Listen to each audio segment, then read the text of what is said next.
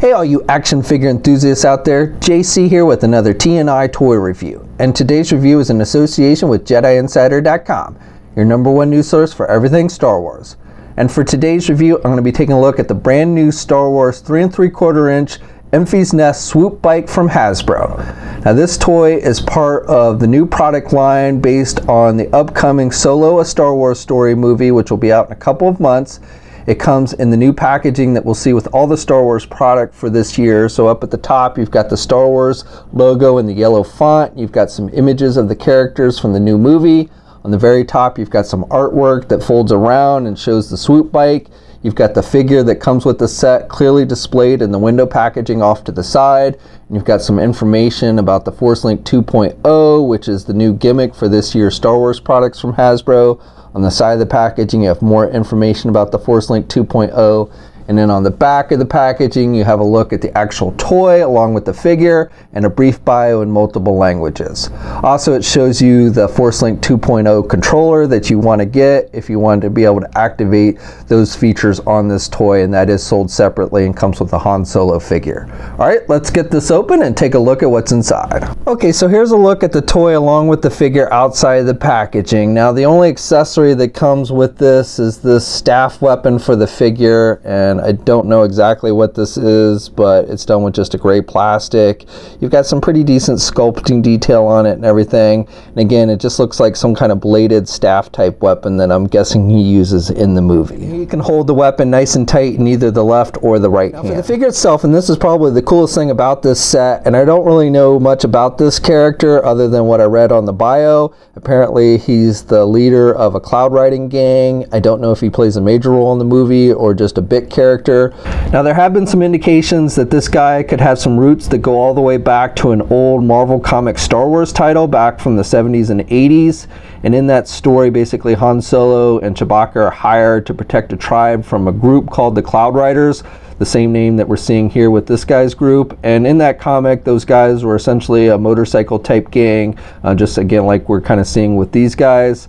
And it was interesting because in that story, Han puts together a group of people, including the alien Jackson, which is that rabbit character. Would definitely be kind of cool if we see Jackson appear in the upcoming movie.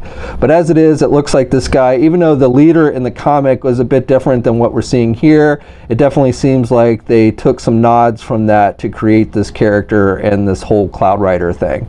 Also, a thing to note that, you know, we did briefly see this guy appear in the trailer along with his Cloud Rider gang, and it looks like that the character Whoosh from Return of the Jedi, which was the bounty hunter that Princess Leia had stole the identity of to infiltrate Jabba's palace, might have actually belonged to this group. If you see in the trailer off to the far right, there's a character that definitely looks very similar to the Princess Leia bounty hunter character. But I do like the way he looks. He definitely has an interesting look to him. I like this mask or helmet that he's wearing. I'm assuming it's a helmet. And I like the detailing with this black markings on the front here. And he's got these pieces that stick up on the top. I would be a little bit careful with these. These are done with a harder plastic. You can bend them a little bit, but I wouldn't bend them too much. He might actually snap those off. These pieces done with a metallic silver that stick out the back, those are more of a rubber material, and so those you don't really have to worry about breaking. You've got some blue markings on there. But again, overall, I just like the way this helmet looks. I don't know if he actually ever takes it off in the movie, if you actually see his face or not, but with the figure itself, it's not removable. Then he's got this piece that sticks out the back of the helmet, which I don't know if that's supposed to be hair or fur or what have you, but you know, it is attached to the actual head sculpt. And then he has these fur pieces for his shoulders. These I'm guessing are supposed to be part of like his cape and such, and they are made with a rubber type material. And then he has this soft goods cape, and then he's got this weird chest device. I don't know what the purpose of this is, a breathing apparatus or something. And then he's got these things that stick out the side, which are done with a rubber material. I don't know if these are supposed to be bone or something. That's what it kind of looks like to me.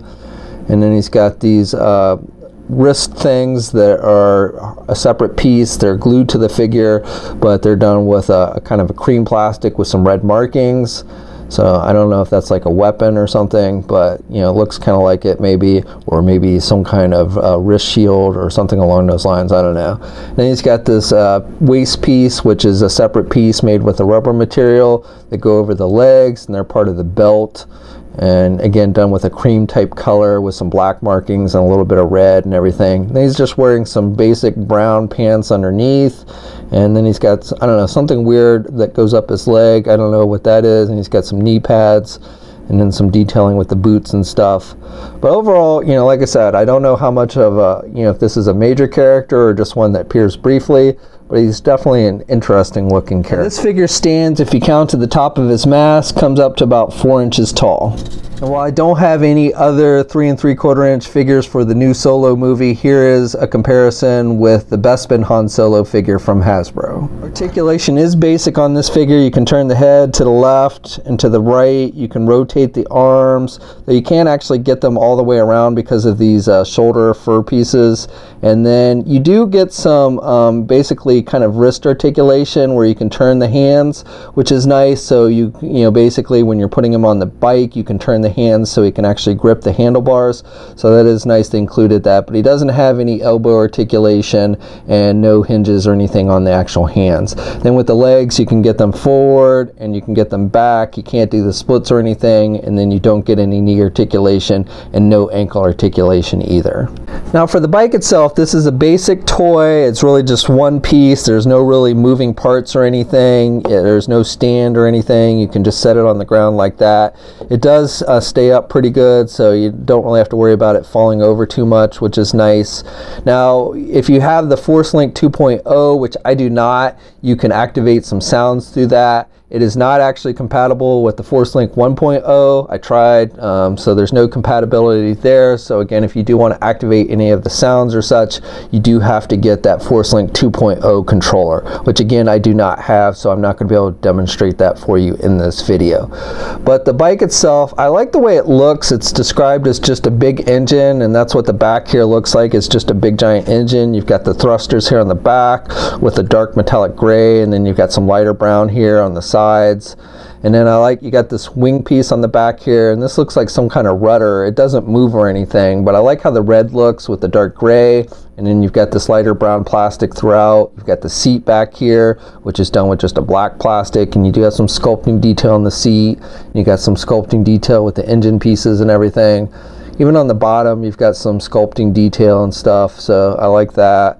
And this is the Force Link 2.0 little sticker that you would use with the controller. He's got the foot pads here, which are done with a lighter gray plastic, and you got the handlebars with the brakes, and they're connected to these brown pieces, which look like control, you know, these look like rudders as well on the front. Again, they don't move or anything, but it looks like the way this works is you kind of pull back and forth or such, and it like activates these rudders to steer, I'm guessing. You got a little blaster here on the front. This is kind of reminiscent. This looks like the little blasters like we would see on the speeder bikes in Return of the Jedi. So it's kind of reminiscent of that. Again, no moving parts on this, and this is done with a thin plastic. It is pretty straight, but you know, you want to be careful not bend it too much or anything. You got some lighter gray plastic on the front. So it's kind of a cool looking toy, very basic, you know, not a lot you can do with it other than set your figure on it. And no shooting weapons or anything like that. And you know, again, if you do have the Force Link technology, then you can activate some sounds with it, but otherwise a very basic toy. One thing I want to point out about the bike, and you don't really notice this when you're looking at it from the side, but when you're looking at it from the top, you can see how it's kind of warped here in the middle. It's not just a straight line. These brown pieces of plastic are a softer rubbery type plastic, and it looks like it came out of the packaging a little bit warped. You can probably take a hairdryer and heat up the plastic and straighten it out a little bit if it bothers you. And again, you don't really notice it when you're looking at it from the side, but definitely when you're looking at it from the top or from forward or back, you can definitely tell it's a little bit warped there. Now the bike measures almost 10 inches in length, and then at its highest point is just under 4 inches. And the figure actually fits pretty good on the bike. He'll hold the handlebars and his feet will actually reach down to the pedals, and so as long as you have him gripping onto the handlebars, you know, you can move the bike around and don't really have to worry about the figure falling off, which is nice. Okay, so that's my review. So I don't really know how much of a role this character will play in the upcoming movie or the bike itself, but I do think it's definitely a cool looking character. I like the way this figure looks, and the bike itself, even though it doesn't have a whole lot of features, especially if you don't have the Force Link 2.0 controller, You know, it's very basic, but I think the bike actually looks kind of cool, and I like that the figure fits pretty good on the bike and you don't have to worry about him falling off or such. So if you plan on collecting the product for this new movie, I think this is something you'll definitely want to check out.